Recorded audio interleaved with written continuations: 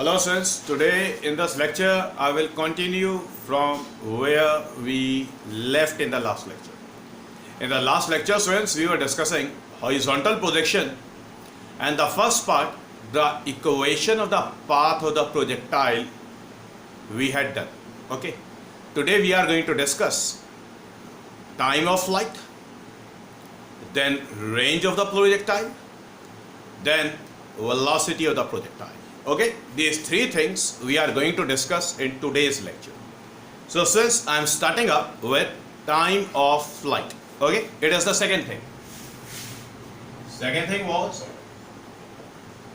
time of flight. अब बेटा बड़े ध्यान से देखें टाइम ऑफ फ्लाइट किसको कहते हैं.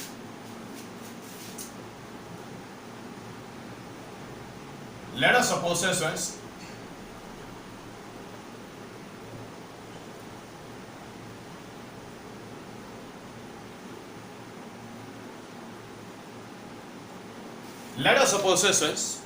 the projectile is fired from the point say O with the velocity vector u along the horizontal.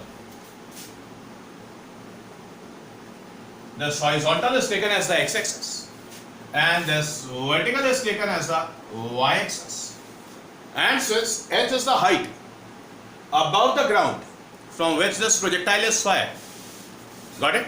Now since when the projectile is fired from this point O, and then it will move under the Earth's gravitational pull only, and let us suppose say that it describes this kind of path. As I had already told you that this kind of path is given the name the parabolic path. Okay. Now at time t equals to 0, the body is projected from the point O and it will hit the ground. It will hit the ground at this point say B at time instant say capital T. Got it sir?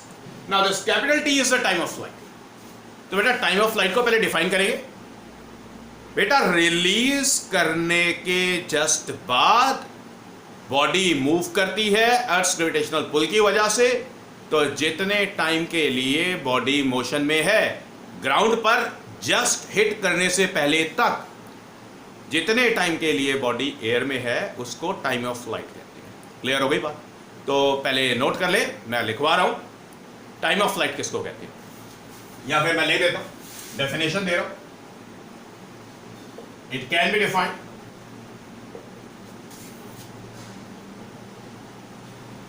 as the time for which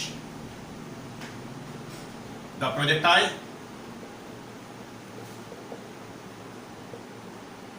remains in air. It can be defined as the time for which the projectile remains in air. Now since we have to calculate the time of flight. अब ध्यान से देखिए बेटा data क्या given है. बेटा time t equals to 0 body को यहां से फायर किया पॉइंट O से, ग्राउंड तक पहुंचती है time t equals to t. बेटा पॉइंट O से लेके ग्राउंड तक पहुंचने में प्रोजेक्टाइल ने जो वर्टिकल डिस्टेंस कवर किया दैट इज h. क्लियर? तो स्टूडेंट्स वर्टिकल डिस्टेंस हमारे पास है, टाइम हमें कैलकुलेट करना है, इनिशियल वेलोसिटी हमारे पास है और एक्सेलरेशन तो मालूम है कि स्टूडेंट्स जो प्रोजेक्टाइल होता है उसके अंदर जो एक्सेलरेशन होता है वो वर्टिकली डाउनवर्ड डायरेक्शन में होता है और उसका वैल्यू यहां पर हॉरिजॉन्टल प्रोजेक्शन के केस में it will be plus g. Clear? तो बेटा कैलकुलेशंस करने के लिए टाइम ऑफ फ्लाइट को डिराइव करने के लिए what we are going to do, we are going to consider the vertical motion of the projectile only. यहां पर हॉरिजॉन्टल मोशन कंसीडर करने की जरूरत ही नहीं है क्योंकि इसका डाटा ही गिवन नहीं है. ठीक है? तो डाटा के अकॉर्डिंग स्टूडेंट्स हम डिसाइड करते हैं कि हम हॉरिजॉन्टल मोशन कंसीडर करके कैलकुलेशंस करेंगे या वर्टिकल मोशन कंसीडर करके कैलकुलेशंस करेंगे. It will depend on the data. तो बेटा जो न्यूमेरिकल्स की बात हो तो न्यूमेरिकल्स में पहले स्टेप 1 पूरा करिए. जब स्टेप 1 पूरा हो जाएगा आप सारा डाटा मार्क कर चुके हो. क्लियर? और जो रिक्वायर्ड है वही मार्क हो चुका होगा. तो स्टूडेंट्स डाटा को देखते हुए आपको पता लग जाएगा कि स्टूडेंट्स डिजायर्ड रिजल्ट कैलकुलेट कैसे किया जा सकता है. हॉरिजॉन्टल मोशन को कंसीडर करके किया जा सकता है या फिर वर्टिकल मोशन को कंसीडर करके किया जा सकता है. क्लियर? ओके. जैसा कि यहाँ पे अभी हमें डाटा में दिखाई दे रहा है कि स्टूडेंट्स वर्टिकल डायरेक्शन में डिस्टेंस गिवन है, टाइम अवेलेबल है, इनिशियल स्पीड अवेलेबल है, एक्सेलरेशन मालूम है. तो we are going to consider the vertical motion. Clear? या डेरिवेशन करें expression for time of flight. Expression for time of flight. Clear? Okay, अब ध्यान से सुनिए बेटा, वर्टिकल मोशन की बात करें, पहले एक काम करें, कंसीडरेशंस लिख लें। जो भी फिगर के अंदर प्रेजेंट है, जो डाटा मार्क्ड है, उसको वर्ड्स में लिख दें। Consider the projectile fired horizontally with the velocity vector u from the height h, capital H, above the ground, full stop. Let capital T be the time of flight, full stop. अब बेटा देखिए, अब क्या करें आप? Expression for time of flight calculate करने के लिए we are going to consider vertical motion. We are going to consider vertical motion of the projectile. तो vertical motion कंसिडर कर रहे हैं। Since हमें टाइम कैलकुलेट करना है, डाटा में डिस्टेंस गिवन है, so we are going to use s equals to ut plus half at square. Clear?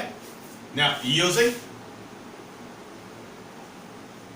say sy stands for vertical distance, uy stands for initial velocity along the vertical, small t time plus half a t square.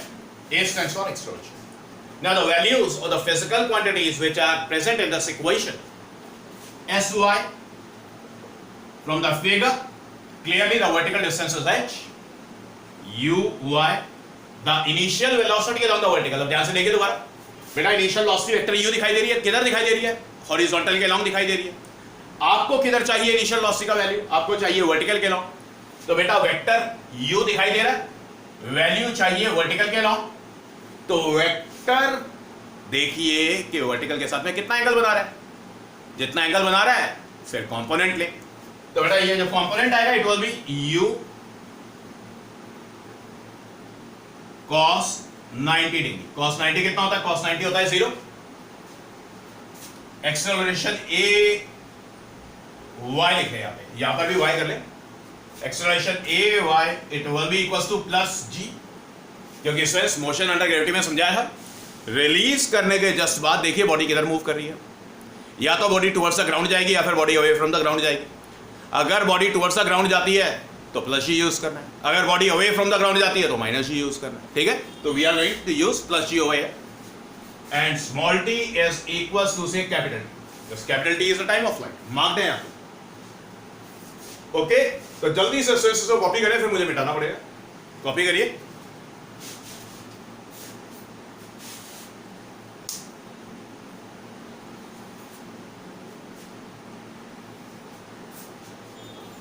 Yes, so it's copied. तो अब ध्यान से देखें। सो ये सारा data equation के अंदर fit करें। तो sy की जगह पे h आ गया, uy की जगह पे 0 आ गया, इनटू कैपिटल T आ गया, plus half g t square. So h is written as say half g t square. t square is written as twice of h divided by g. बात समझ आ गई यहां तक?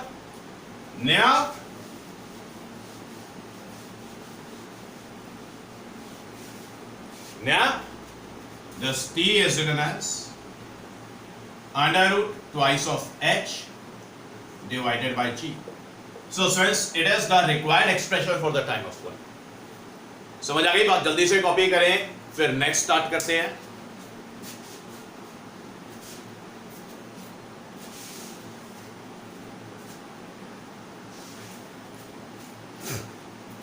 Yes, sir.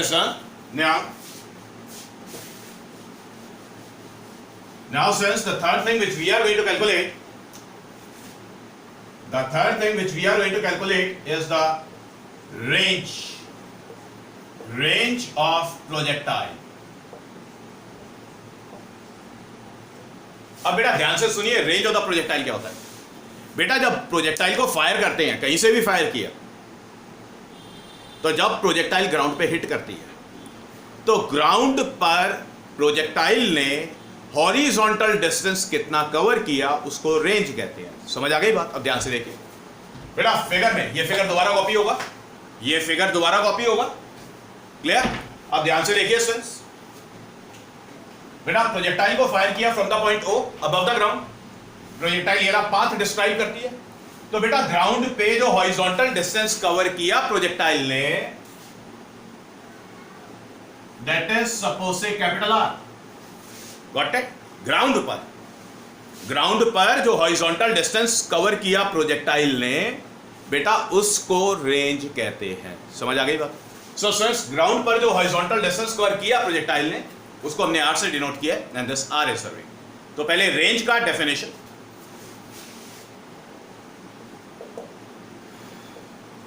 The range of projectile can be defined as the maximum horizontal distance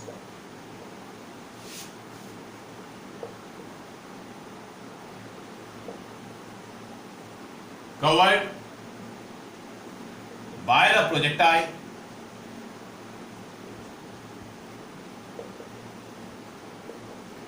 on ground।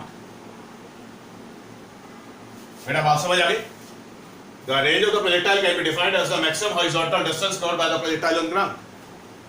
Clear? अब ध्यान से सुनिए। अब बेटा हमें क्या निकालना है? हमें निकालना है हॉरिजॉन्टल डिस्टेंस, मतलब हमें रेंज निकालना है। तो रेंज निकालना है मतलब हॉरिजॉन्टल डिस्टेंस निकालना है। डाटा में बेटा इनिशियल स्पीड गिवन है, डाटा में टाइम गिवन है। क्लियर? तो students, we are going to consider the horizontal motion for the calculations. Clear? समझ आ गई बात? तो पहले कंसिडरेशंस लिखें। कंसिडर, बेटा ये फिगर दोबारा ड्रॉ होगा, इसको याद रखिए, ठीक है? Consider the projectile fired from the point O with the velocity vector u along the horizontal. Let capital R be the range of the projectile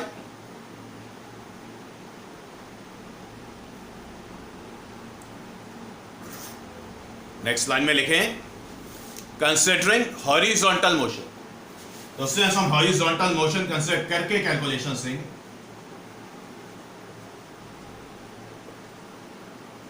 horizontal motion consider करके कैलकुलेशन देंगे। Distance निकालना है, टाइम अवेलेबल है, initial speed available है, acceleration मालूम है।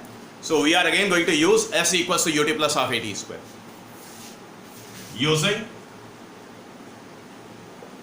sx is equals to say ux multiplied with t plus half of ax multiplied with t square. Got it? Now since from the data we are going to paste the values. The value for sx, sx क्या है बेटा? यहाँ पर horizontal distance कितना दिखाई दे रहा है? r। ux क्या है यहाँ पर? ux initial velocity along the horizontal कितना दिखाई दे रहा है? initial velocity वेक्टर u दिखाई दे रहा है। कहाँ दिखाई दे रहा है? horizontal के along दिखाई दे रहा है। इसलिए स्टूडेंट्स x का वैल्यू u ले, ax का value it is g cos 90। cos 90 बता चुका है, बताया जा चुका है। किस लिए? देखिए बेटा ये बॉडी है जिसके प्रोजेक्टाइल मोशन की बात हो रही है। बॉडी के अंदर जो एक्सेलरेशन है that is equals to g, जो कि वर्टिकली डाउनवर्ड डायरेक्शन में होता है। मतलब वेक्टर आपका वर्टिकली डाउनवर्ड डायरेक्शन में, आपको वेक्टर का वैल्यू चाहिए। आपको वेक्टर का वैल्यू कहां पर चाहिए? वेक्टर का वैल्यू आपको हॉरिजॉन्टल के अलाउंग चाहिए। तो देखिए वेक्टर दिखाई दे रहा है बेटा, हॉरिजॉन्टल में वेक्टर का वैल्यू चाहिए। तो हॉरिजॉन्टल डायरेक्शन के साथ देखिए कि वेक्टर क्या एंगल बना रहा है। एंगल बना रहा है 90 डिग्री। तो बेटा वेक्टर का कंपोनेंट लेना है आपने हॉरिजॉन्टल के अलाउंग। तो ये कितना आ जाएगा? It will B g cos 90। बात समझ आ गई? क्लियर? वेक्टर जिस लाइन के साथ एंगल बनाए उसके साथ हमेशा cos वाला कंपोनेंट आता है। ये बात समझ आ गई? cos 90 कितना होता है? 0। और सिर्फ स्मॉल t का value it is capital T। बल्ले पड़ गई बात। कैपिटल T हमने ऑलरेडी निकाल लिया था। तो चलिए जल्दी से इसको कॉपी करिए।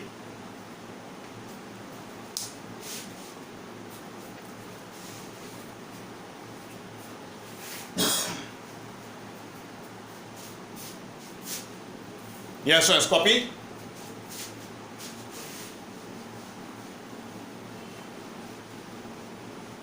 Now sirs, what we are going to do? We are going to place the data in this equation. Pasting the data, Sx is r, ux is u, small t is capital T plus half, acceleration was 0 and t square. So this r is written as u into t, where t was equals to under root twice of h divided by g. Place the value. So this r is written as u under root twice of h divided by g. It is the required expression for the range of the projectile. Clear? बच्चों बात समझ आ गई? Range समझ आ गया? Okay, copy करें.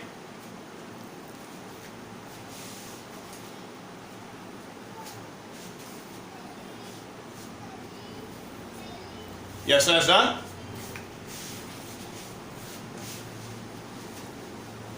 Now, students, the fourth thing which we are going to calculate is the velocity of projectile at any time instant. क्या निकालना है बेटा? वेलोसिटी ऑफ द प्रोजेक्टाइल निकालना है at any time instant. Clear? किसी भी time instant पर body का वेलोसिटी डिटरमाइन करना है. और स्टूडेंट्स, जब हमने वेलोसिटी किया था तब बेटा मैंने आपको वेलोसिटी मार्क करना सिखाया था काइनेमैटिक्स में, जब हम स्ट्रेट लाइन मोशन पढ़ रहे थे. तब मैंने सिखाया था कि कोई भी पाथ हो, कैसा भी पाथ हो, जब वेलोसिटी मार्क करते हैं at the given point on the path, तो वेलोसिटी मार्क कैसे करते हैं? Bye drawing the tangent at the point two the path in the forward direction. अब समझिए, मान लेते हैं सर, मान लेते हैं कि बेटा प्रोजेक्टाइल को हमने फायर किया फ्रॉम द पॉइंट से O at time t equals to 0 with the velocity से vector u along the horizontal. तो बेटा इनिशियल वेलोसिटी हमने हॉरिजॉन्टल के अलोंग दिया. क्लियर? अब बॉडी ये वाला पाथ डिस्क्राइब कर रही है.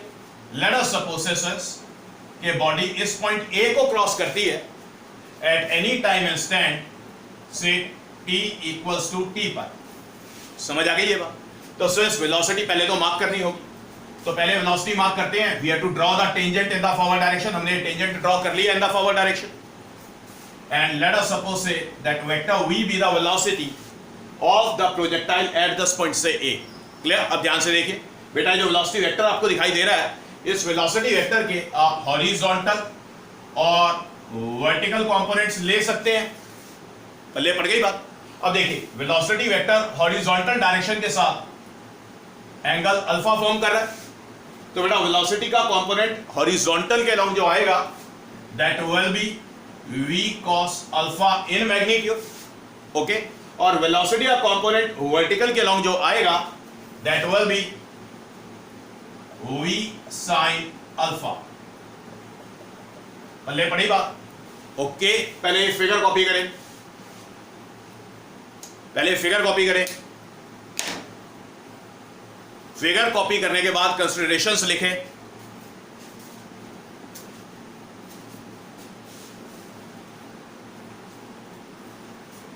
Consider the projectile fired with the velocity u along the horizontal from some height above the ground. Full stop. The body describes the parabolic path. Full stop. Suppose vector v be the velocity of the projectile at any time instant t equals to t.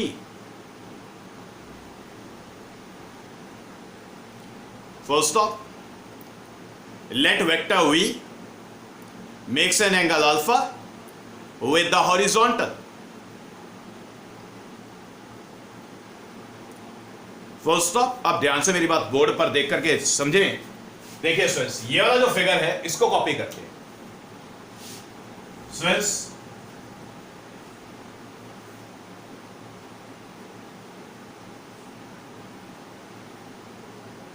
ये हमने vector v बोला है, horizontal के साथ ये angle alpha था।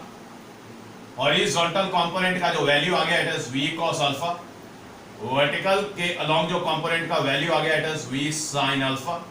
इस point को हमने a बोला था, let us call this point as b, this as c and this as a। Clear? Okay, ये वाला फिगर कॉपी करें। डन। उसके बाद लिखे बेटा, उसके बाद लिखे, देखिए हॉरिजॉन्टल को x एक्सिस बोला जा चुका था, वर्टिकल को y एक्सिस बोला जा चुका है। क्लियर? ओके, तो एक काम करें, यहां पर वैल्यूज लगा दें। से आई कैप यहां पर डाल दें। आई कैप किस लिए? क्योंकि students velocity along the horizontal, magnitude v cos alpha है, direction along the horizontal positive x axis के अलोंग है, तो आई कैप यहां पर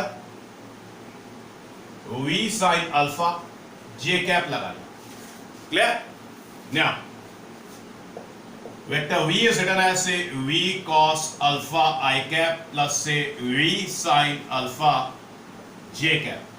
ओके, बात समझ आ गई बेटा? ओके, अब ध्यान से मेरी बात सुनिए। तो हमें v cos अल्फा और v sin अल्फा का वैल्यू चाहिए। ओके, चलिए एक काम करते हैं, मैं चीजों को बहुत ही ज्यादा सिंपल कर लेता हूं। मैं चीजों को बहुत ज्यादा सिंपल कर लेता हूं। तो सिंपल करने के लिए ये तो मैंने आपको यहाँ पे समझा दिया कि बेटा v cos अल्फा है, v sin अल्फा है, तो v cos alpha I cap, v sin alpha j cap आपके स्कूल्स में जैसे कराया जाएगा मैं वैसे करा देता हूँ इसको।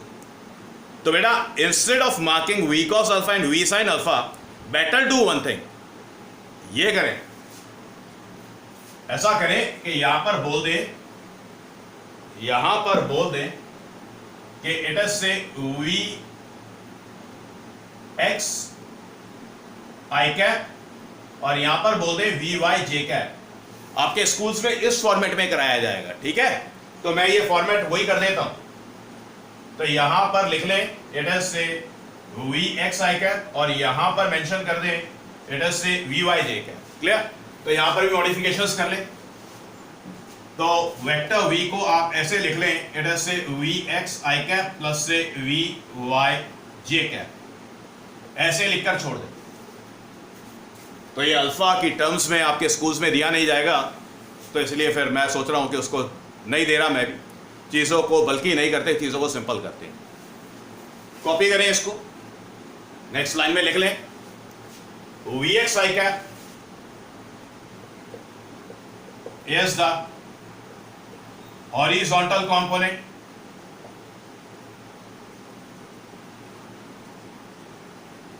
of velocity say vector v, and vy j cap is the vertical component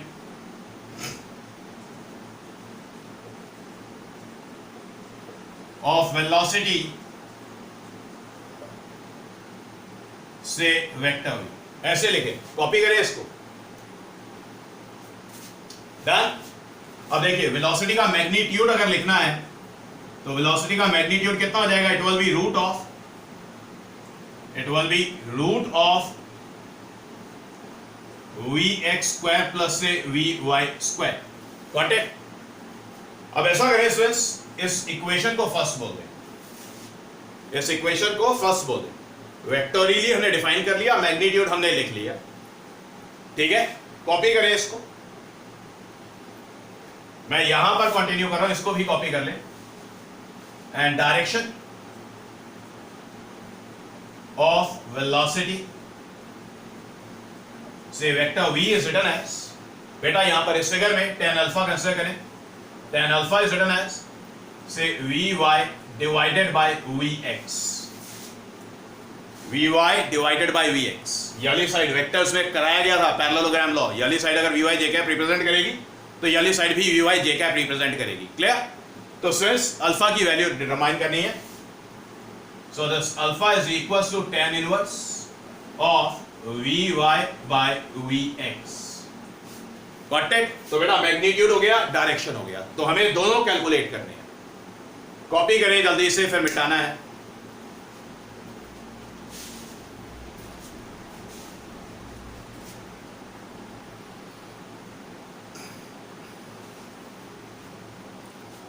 done. अब ध्यान से मेरी बात सुने। अब स्टूडेंट्स हमने क्या कैलकुलेट करना है? हमें पहले तो कैलकुलेट करना है Vx।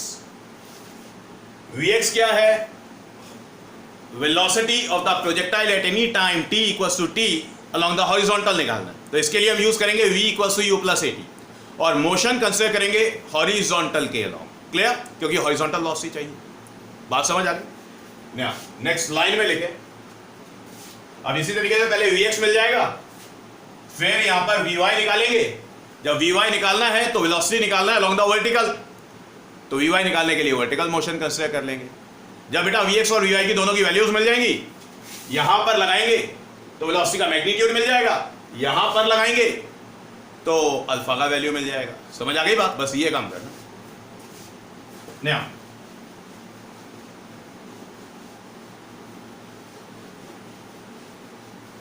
कैलकुलेट कर रहे हैं, कैलकुलेशन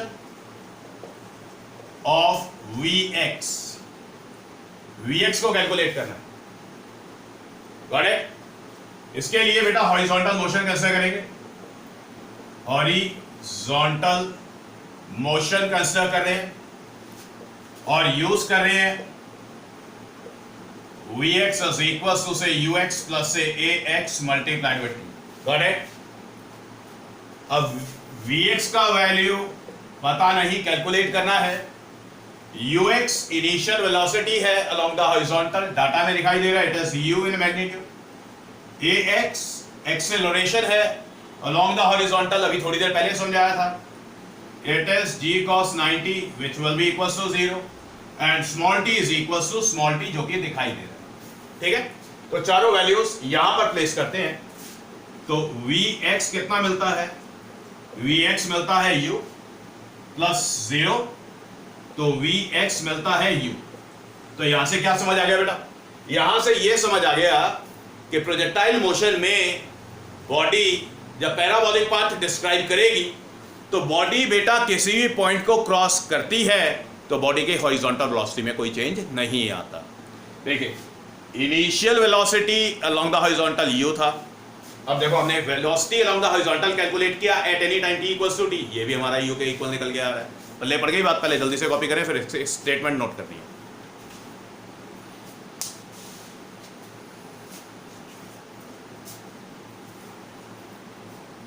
देखिए, from the above we conclude that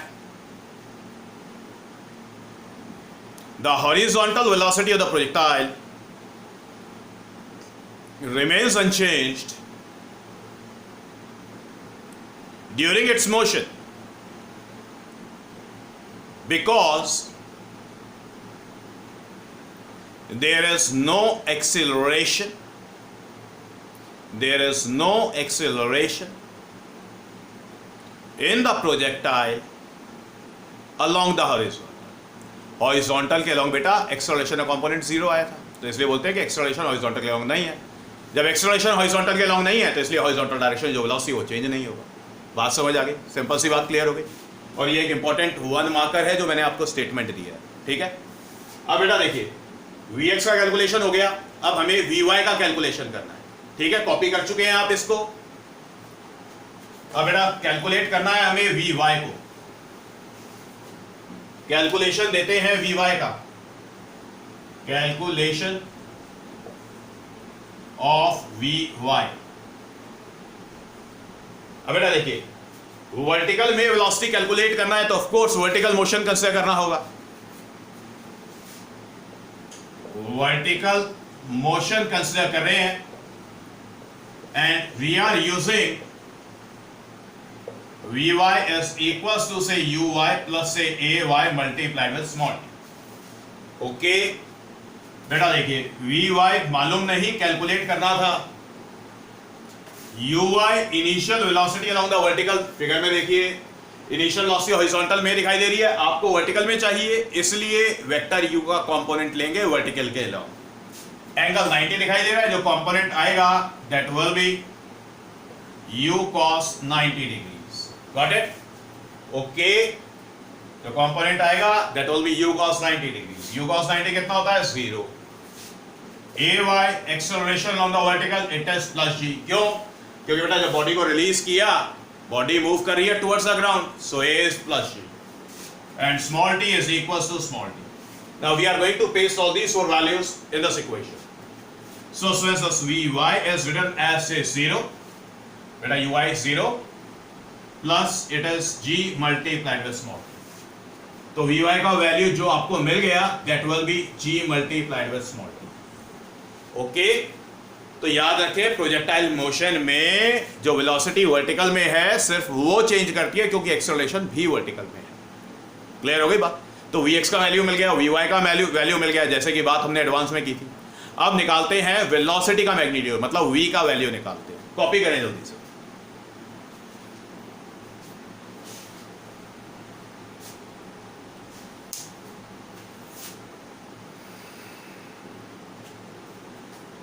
Yes, so it's done. Now, अब बात करेंगे कैलकुलेशन ऑफ V की। Calculation of vector V magnitude. Since vector V magnitude was equals to under root of Vx square plus से Vy का square. ठीक है बेटा, Vx मिल गया, Vy मिल गया, दोनों की वैल्यूज यहां पर लगा देते हैं। तो vector V in magnitude is written as under root Vx का वैल्यू था u, तो ये हो गया u स्क्वायर। Vy का वैल्यू था g multiplied with small t, तो स्क्वायर। तो मैग्नीट्यूड तो मिल गया, अब डायरेक्शन की बात हो गई। Also we can say that the tan of alpha is written as Vy divided by Vx। तो Vy और Vx की वैल्यूज लगाते हैं। So this tan alpha is written as Vy का वैल्यू था gt, Vx का वैल्यू है u, तो यहां से अल्फा का वैल्यू मिल जाएगा। So this alpha is written as tan inverse of say gt divided by u। Got it? तो ये हमें अल्फा का वैल्यू मिल गया। तो सिंस वेलोसिटी का मैग्नीट्यूड यहां पे मिल गया, डायरेक्शन यहां पे मिल गया, काम खत्म हो गया। कॉपी करें जल्दी से।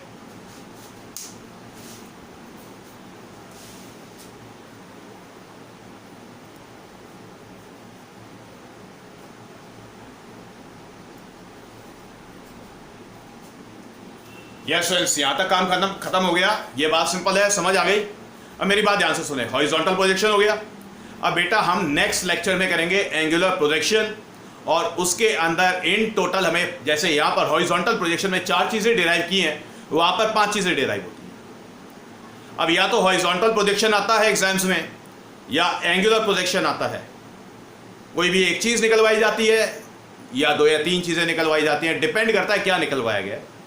तो बेटा प्रोजेक्टाइल से जब डेरिवेशंस आएंगी तो ये 5 मार्क्स में सीधी आएंगी। ये 5 मार्क का क्वेश्चन आता है। क्लियर? तो ये जो प्रोजेक्टाइल मोशन है ये डेरिवेशन पॉइंट ऑफ व्यू से बड़ा इंपॉर्टेंट है। तो आज स्टूडेंट्स यहीं पर रोकते हैं, यहीं पर फिनिश करते हैं अपने लेक्चर को। नेक्स्ट लेक्चर के अंदर स्टूडेंट्स एंगुलर प्रोजेक्शन करके प्रोजेक्टाइल को खत्म करेंगे। ठीक है? तो ये हमारा काइनेमेटिक्स पूरा कंप्लीट हो जाएगा। एक बारी काइनेमेटिक्स कंप्लीट होने के बाद फिर लॉज ऑफ मोशन स्टार्ट करेंगे, नया चैप्टर फोर्सेस। ठीक है? So this is all for today.